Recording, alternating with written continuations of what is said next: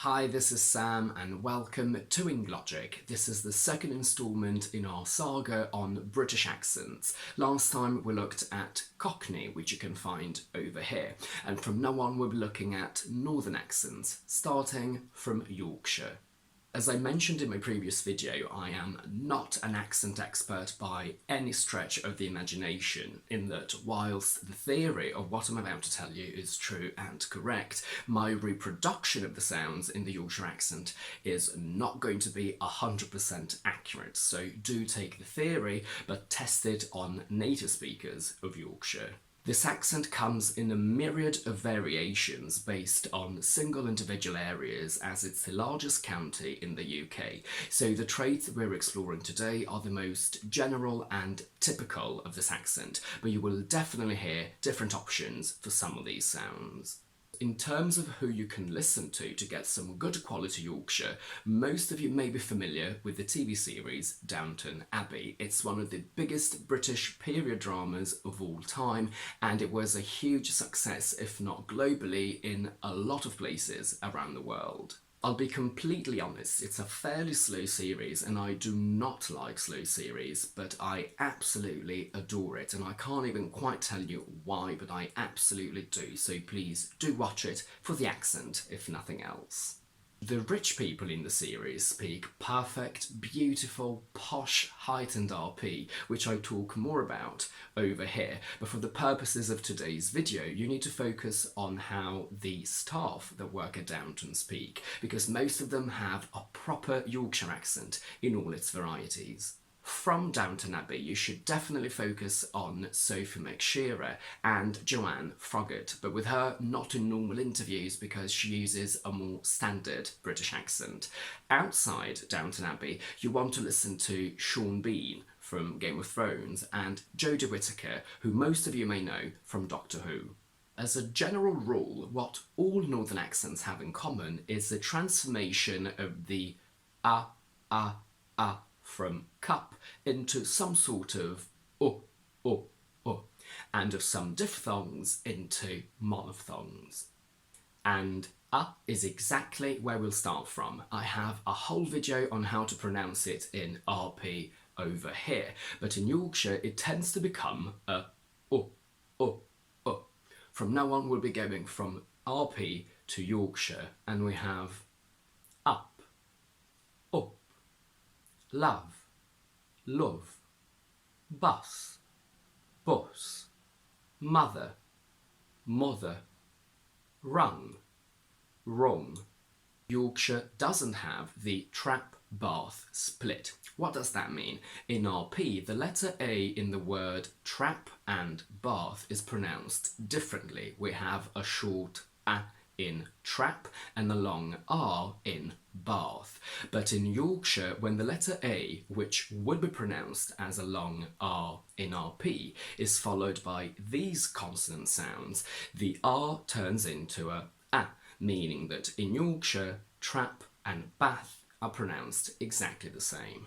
We have chance, chance, last, last, grass, grass, laugh, laugh, plant, plant. But when the letter A, pronounced as a long R in RP, is followed by the letter R, we keep it as an R even in Yorkshire. So we don't say gad, ca, fam, we say guard, car, farm. We've said that words like grass turn into grass with a short A.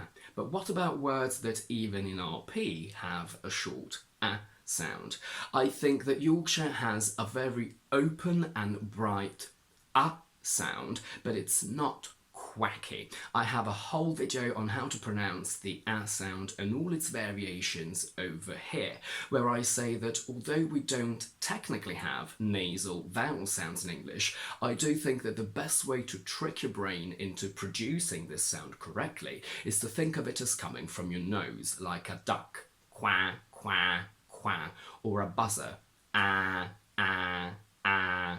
So we go from A to A, where we have a very short and explosive sound. It's not quacky and it's a bit further back in the mouth. So we have Sam, Sam. Happy, happy. Cat, cat. Something similar happens to the long R, which in Yorkshire is a little bit lighter and less deep.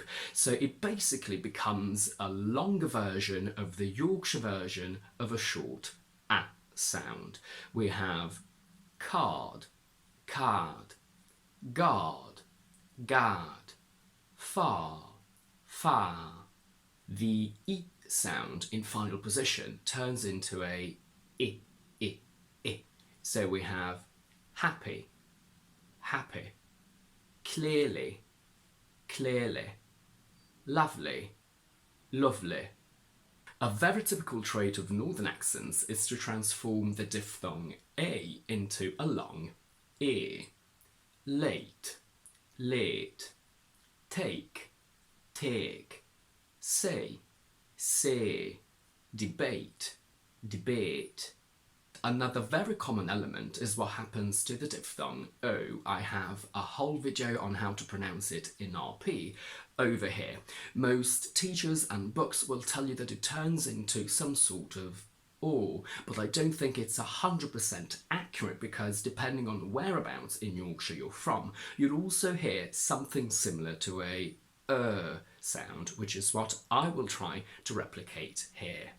Go, go, show, show, no, no, open, open, and tone sounds very similar to turn.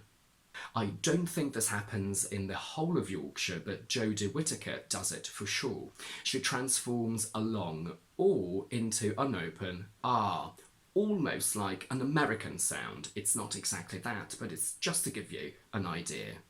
We have talk, talk, warm, warm, door, dar, before, before, thought, thought. The diphthong ua in final position is obsolete in RP and we say or instead. However, in Yorkshire you keep the diphthong. Sure, sure, poor, poor, pure, pure.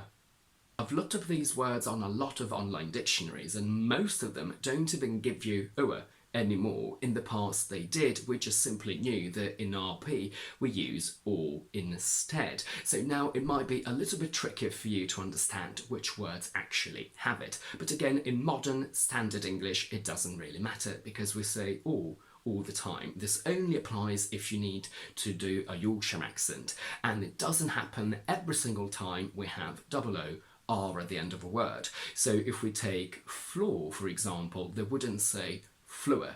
They use the or at the end and they transform it into the Yorkshire version, which would be flour. I link my video on the clear and dark L in the description, and in Yorkshire they tend to transform a clear L into a dark O. Like, like, live, live, clock, clock, last, last. H dropping is very common.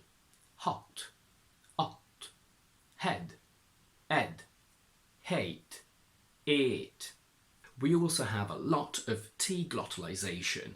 Better, better, butter, butter, late, late. And that's it for today. If you like this video, please don't forget to give it a thumbs up and to subscribe to my channel down below. And do let me know in the comments if you have any questions about this accent and if you like Downton Abbey and if you understand everything that they say in the kitchen. In the meantime, I will see you on Tuesday with another explanation video.